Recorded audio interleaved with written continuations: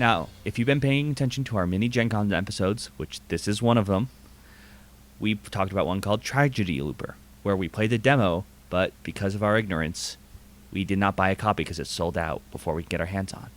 So, another game which we were dying to play, we decided, because we couldn't get a chance to actually sit down for a trial, that we'd buy the game first to make sure we got it.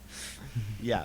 I was standing there and I was like, you know what? I'm going to buy this. That game is The Battle at Kemble's Cascade, again from Z-Man, similar to Tragedy Looper. They're both from Z-Man. So this game, we've talked about it briefly on our podcast before. It is sort of a takeoff on old school arcade shooters a la Galaga. And the way the game works, I did not actually get to play it yet, but I watched a good portion of the game, so I sort of got the gist of it. Please. Is you have stacks of cards that represent space and the enemies that are in space. There could be other obstacles, maybe like asteroids or black holes. I've heard of mines. Right, all kinds of things that are floating around. And basically, there are a bunch of these black plastic things, and you put them in rows. You'll have 4 in a row. If you ever played any of the arcade games like this or Centipede, it's pretty much making the tracks, which they will go back and forth along. Right, so every time after each round, the top row gets cleared. Or no, sorry, the other way. No, yeah, that's how it works. The top row gets cleared and moved to the bottom. It's because you're moving forward. Yes. And then a new row of cards gets added. I'm very tired. It's been a long week, which is cool. And everybody has little ships that they can move onto the track. The other thing that you can do, it's hard to see in this bag, but you have crystals that are basically money. So you can purchase weapons and upgrades for your ship. Go on. Well, can you pass me one of the profile things for the players? Another thing, Pass you all of them. which is really amazing.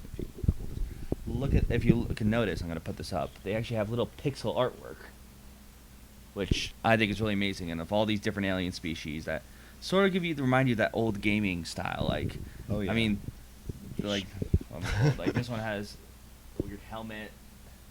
Like we got sort of a Star Fox animal guy here. Yeah, totally. Yeah, and the theme of being an arcade game is so well done. They've actually had a fake arcade cabinet there that said Battle at Kemble's Cascade on Oh the yeah, side. no, that was really cool. In fact, actually, the box, if you actually look the way it sort of has a little bit worn out, as if it itself is an old, like, Oh, yeah. Even the arcade. front looks just like the artwork you would find on an old arcade cabinet on the side. Very cool. And one of my favorite touches is for your scoreboard. Of course, it looks like a high scores Now, thing. can I still do AAA? Yes, of course. You can do up B, B up, B up, start. I just lost all my credit because I said the code wrong. That's okay. But the game seems really fun. One of the things that I just want to mention a little touch is differs from Galaga and games like that in which you're just moving forward, right? In this game, you can actually spend energy to move your guy in a different direction, facing a different way. So, for example, when you shoot something, generally, when you shoot, it goes through anything in its path. So if there's a row of enemies here, and your guy's here, you can turn him sideways, and he'll shoot through all those guys at once, and you'll get all those rewards, unless there's some things that are indestructible or whatever. So this is one that the theme just sounded so cool, and we're definitely excited to try it. Looked like a blast on the floor. We'll hopefully be able to give you a report of how it plays, and be able to show you more since we actually have it. We had a lot of Z-Man for today. They were really knocking out of the park in terms of things that we wanted to check out at this. And I mean, 2 out of 3 we got. Right. And 2 out of 3 is not bad. 2 out of 3 ain't bad. What is that quote from? Meatloaf? I don't think it's from Meatloaf. Anyway, I guess it's just a thing people say. Anyway, so I can't wait to try it.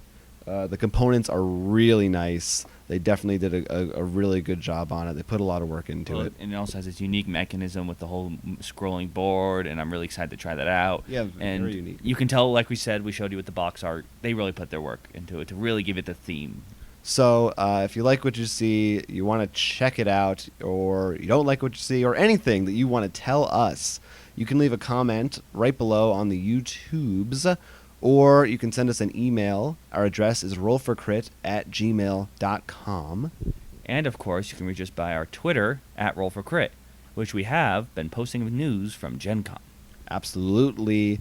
And if you like all that stuff like board games, guess what? We have lots of them for sale, plus all these news, mini updates, all that kind of stuff, right on our website, which is rollforcrit.com. This has been another in a series of mini Gen Con episodes from Roll for Crit. Thanks for watching. Insert another quarter to hear another mini Gen Con episode, ending in 9, 8, 7, 6, 5, 4, 3, 2, 1.